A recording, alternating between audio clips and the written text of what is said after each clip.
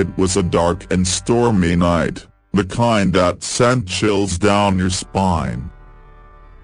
As the wind howled and the rain pounded against the windows, Amelia huddled under her blankets and tried to ignore the ominous feeling that crept up her spine.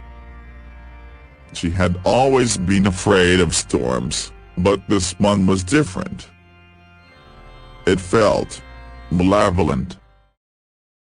As the night wore on, the storm only grew stronger. Lightning flashed and thunder rumbled, shaking the very foundation of Amelia's small cabin. She couldn't shake the feeling that something was out there, watching her, waiting for the right moment to strike.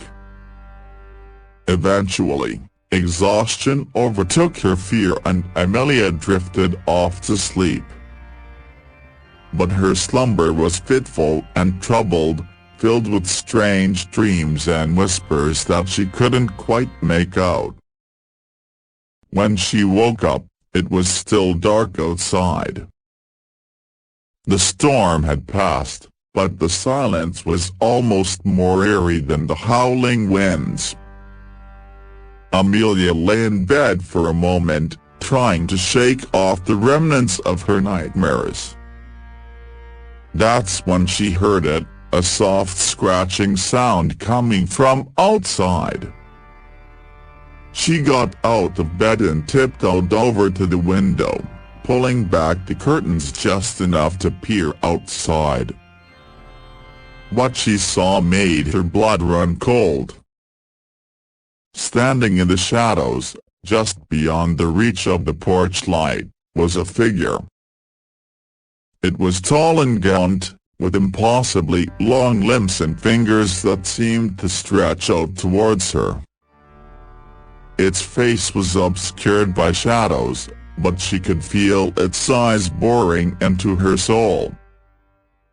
And then, it spoke. "Let me in," it hissed, its voice like rusted metal scraping against her eardrums. Amelia stumbled back, tripping over her own feet and falling to the ground. She scrambled backwards, crawling on her hands and knees as the creature continued to scratch at the door, its voice growing more insistent. "Let me in," it repeated, over and over again. Amelia tried to scream, but her voice caught in her throat. She was trapped, alone in the cabin with this thing. She could feel its presence filling the room, suffocating her. And then, just as suddenly as it had begun, the scratching stopped.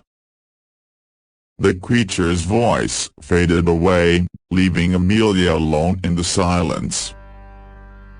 She sat there, shaking and gasping for air, until the first light of dawn began to filter through the windows.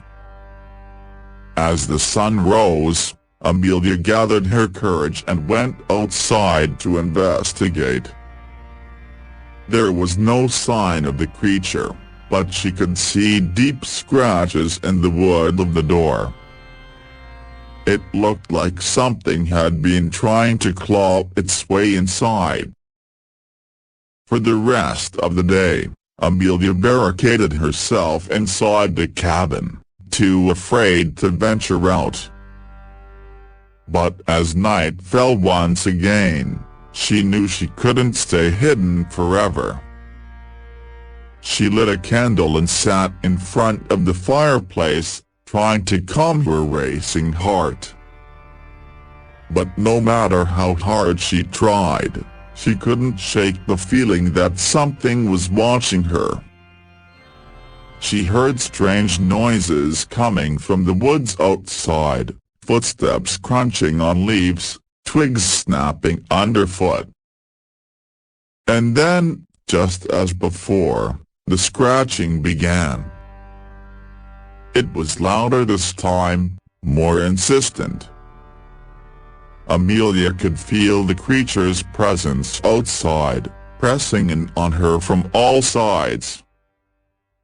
"Let me in," it growled, its voice like a predator circling its prey. Amelia backed away, her heart pounding in her chest.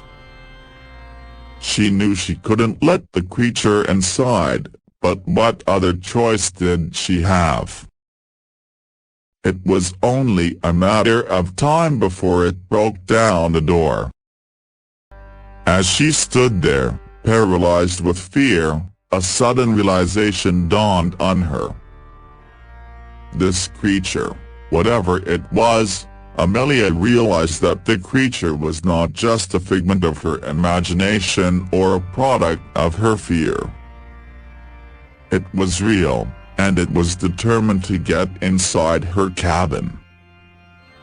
She couldn't see its face, but she could feel its malevolent presence, and she knew that she had to do something to protect herself.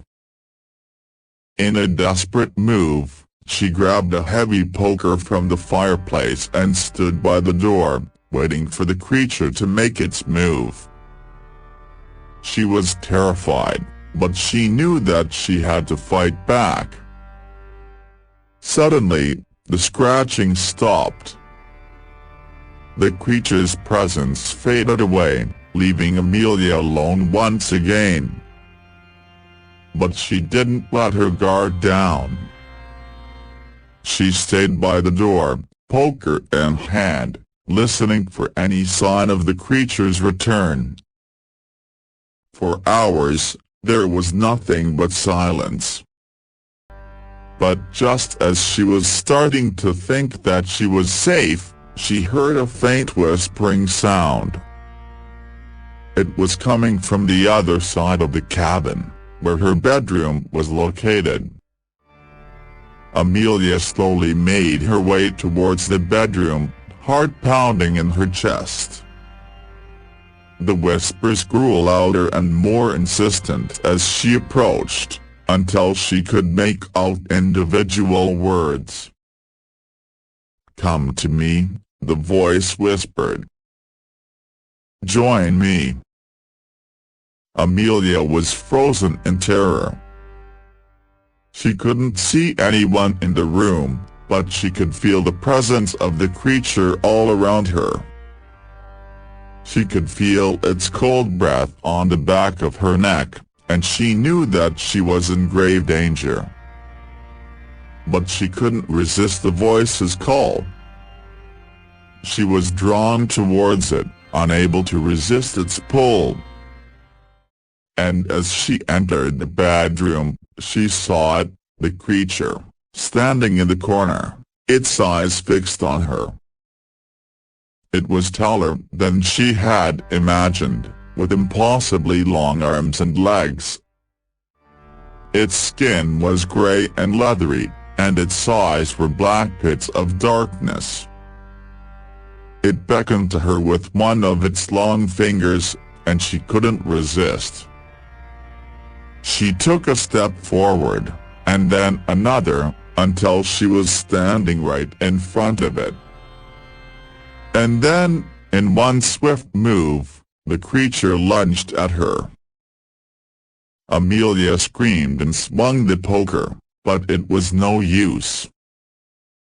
The creature was too fast, and it knocked her to the ground. She felt its sharp teeth sink into her flesh, and she knew that she was going to die. But then, just as suddenly as it had begun, the attack stopped. The creature backed away, leaving Amelia alone on the floor. She was bleeding and battered, but she was alive. As the creature faded away into the shadows, Amelia knew that she had narrowly escaped death. She would never forget the horror of that night, and she knew that she would never be the same again. But she was alive, and she knew that she had to keep fighting, no matter what horrors lay ahead.